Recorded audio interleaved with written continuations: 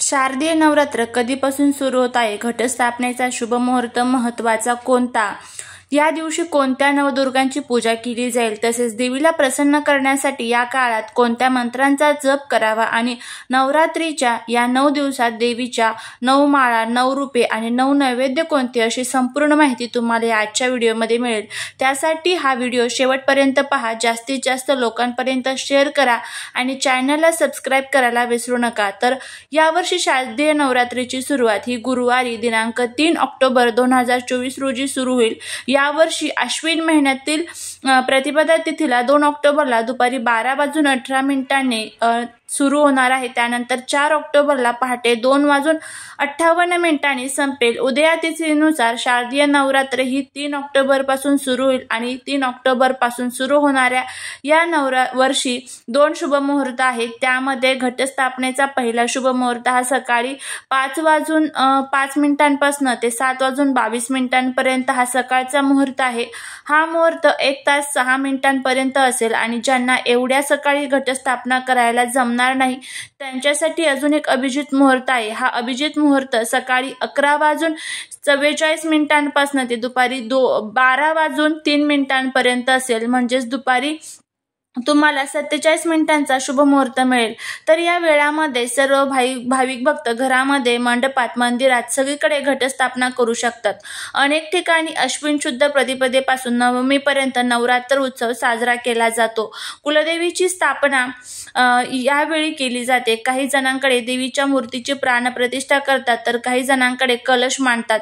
याला घटस्थापना असे म्हणतात। तर नवरात्रीच्या पहिल्या दिवशी आपण एकदा का घटस्थापना केली की एकदा का पूजा मांडली की ती 9 दिवस हलवता येत नाही। नवरात्री देवीकडे तेल किंवा तुपाचा अखंड दिवा प्रज्वलित केला जातो। देवीची त्रिकाळ पूजा केली जाते। दिवसातून 3 वेळा पूजा केली जाते। 9 दिवस फुलांची माळ बांधली जाते। तसेच नवरात्रीच्या 9 दिवसात देवीच्या 9 रूपांची पूजा केली जाते। अशा प्रकारे 9 दिवस देवीचे विशेष म्हणून मनोभावे पूजा केली जाते।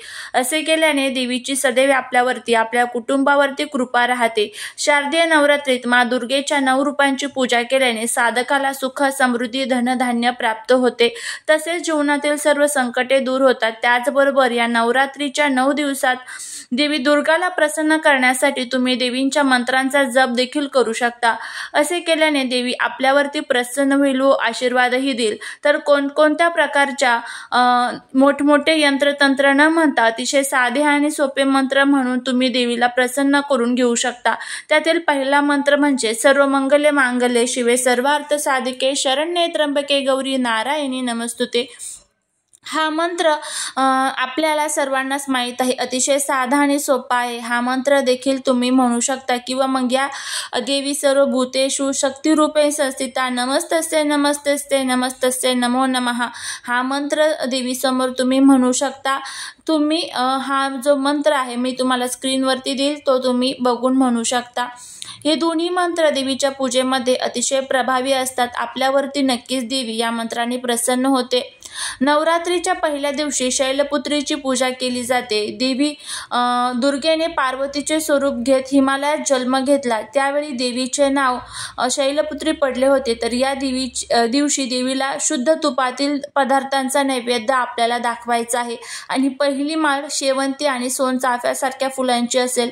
नवरात्रीच्या दुसऱ्या दिवशी देवी ब्रह्मचारिणीची पूजा केली जाते। आयुष्यात यश आणि सिद्धी प्राप्त होते असे मानले जाते। देवी ब्रह्मचारिणी देवीचे अविवाहित रूप आहे। या देवीच्या पूजेनंतर साखरेचा नैवेद्य दाखवल्याने घरातील मंडळींना दीर्घायुष्य लाभते। या दिवशी अनंत, मोगरा, चमेली किंवा तगर यासारख्या पांढऱ्या फुलांची माळ असते।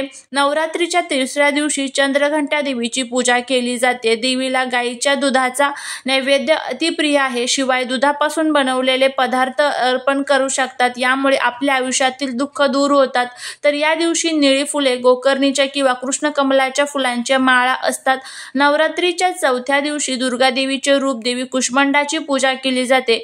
कुष्मांडाची पूजा केल्याने आयुष्यातील दुःख दूर होतात। तसेच मानले जाते की देवी कुष्मांडाला सिद्धीची देवी असेही म्हटले जाते। या देवीला मालपुवा प्रिय आहे, त्यामुळे तिला स्वादिष्ट अशा मालपुव्यांचा नैवेद्य अर्पण करा। त्यामुळे ते गरजू व्यक्तीला किंवा लहान मुलांना खायला द्यावे, यामुळे आपल्या मनातील सर्व इच्छा पूर्ण होतात। या दिवशी केसरी अथवा भगवी फुले, अबोली, तेरडा, अशोक यांची माळ असते। त्यानंतर नवरात्रीच्या 5व्या दिवशी देवी स्कंद मातेची पूजा केली जाते। ही देवी भगवान कार्तिकेयांची माता आहे। दुर्गा देवीच्या स्वरूपाने आनंद, समृद्धी आणि मोक्ष प्राप्ती होते असे मानले जाते। देवी स्कंद मातेला केळीचा नैवेद्य दाखवल्याने शारीरिक आरोग्य नेहमीच चांगले राहते। तर या दिवशी माळ, बेल किंवा कुंकवाची वाहतात। त्यानंतर नवरात्रीच्या 6व्या दिवशी देवी कात्यायनाची पूजा केली जाते। देवी कात्यायनी वाघावर स्वार असून तिच्या हातात तलवार धारण केलेली दिसते। देवी कात्यायनाची पूजा केल्याने आरोग्य संबंधित समस्या आणि भीती दूर होते। आपल्या आयुष्यातील सर्व नकारात्मक ऊर्जा दूर होते आणि या देवीला मध प्रिय असतं, त्यामुळे या दिवशी मधाचा नैवेद्य अर्पण करावा। या दिवशी कर्दळीच्या फुलांची माळ अर्पण केली जाते। त्यानंतर नवरात्रीच्या 7व्या दिवशी कालरात्रीची पूजा केली जाते। या देवीची पूजा केल्याने आयुष्यातील कष्ट आणि नकारात्मक ऊर्जा दूर होतात। पूजेनंतर देवीला गुळाचा नैवेद्य दाखवल्याने अकाली येणारे संकटे दूर होतात, रोगराईपासून मुक्ती मिळते आणि संकट दूर होऊन आनंदाचे वातावरण निर्माण होते। त्यामुळे या दिवशी आपल्याला देवीची पूजा करायची असते। 7व्या दिवशी आपल्याला झेंडूचे किंवा नारंगी फुलांची माळ अर्पण करायची आहे। त्यानंतर नवरात्रीच्या 8व्या दिवशी देवी महागौरीची पूजा केली जाते। या पूजनाने आयुष्यातील सर्व दुःख, दारिद्र्यता दूर होते। देवी महागौरी व्यक्तीच्या आयुष्यात धन, आरोग्य आणि सर्व प्रकारच्या आनंद देते असे म्हणतात। या देवीच्या रूपाची पूजा केल्यानंतर तिला नारळ अर्पण करावा। या दिवशी नारळ किंवा नारळापासून बनवलेल्या पदार्थांचा नैवेद्य अर्पण करावा। 8व्या दिवशी तांबडी फुले, जास्वंद, कण्हेर किंवा गुलाबाच्या फुलांची माळ अर्पण करावी। त्यानंतर नवरात्रीच्या 9व्या दिवशी देवी स्कंददात्रीची पूजा केली जाते। ही देवी कमळावर बसलेली असते। देवी सिद्धदात्रीची पूजा केल्याने आयुष्यात सर्व सिद्धी प्राप्त होते।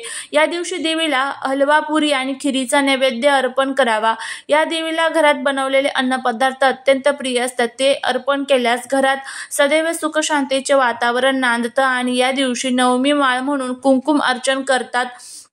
अशी ही देवीची 9 रूपे आहेत। शारदीय नवरात्रीचे धार्मिक महत्त्व सांगायचं झालं तर पौराणिक कथेनुसार शारदीय नवरात्रीनंतरच भगवान रामाने रावणावर विजय मिळवला आणि रावणाचा वध केला, म्हणून दसऱ्याच्या दिवशी रावणाचे दहन केले जाते। तसेच अश्विन महिन्यात देवी दुर्गेने महिषासूर नावाच्या राक्षसावर हल्ला करून त्याच्याशी 9 दिवस युद्ध केले। त्यानंतर 10व्या दिवशी राक्षसाचा वध झाला, म्हणून 9 दिवस देवी दुर्गा शक्तीच्या रूपात पूजली जाते आणि 10व्या दिवशी विजयादशमी किंवा दसरा हा सण साजरा केला जातो। नवरात्रीत 9 दिवस अनेक जणांचा उपवासही असतो। अनेक ठिकाणी नवरात्रीचा सण खूप मोठ्या प्रमाणात साजरा केला जातो। काही ठिकाणी देवीच्या मूर्तीची स्थापना करतात। गरबा, रामलीलाचे आयोजन केले जाते। 9 दिवस चालणाऱ्या या उत्सवाच्या पहिल्या दिवशी घटस्थापना केली जाते आणि काही जण 9व्या दिवशी घट उठवतात, तर काही जण दसऱ्याच्या दिवशी घट उठवतात। तर असा नवरात्रीचा 9 दिवसांचा सण अगदी आनंदाने, उत्साहाने साजरा केला जातो।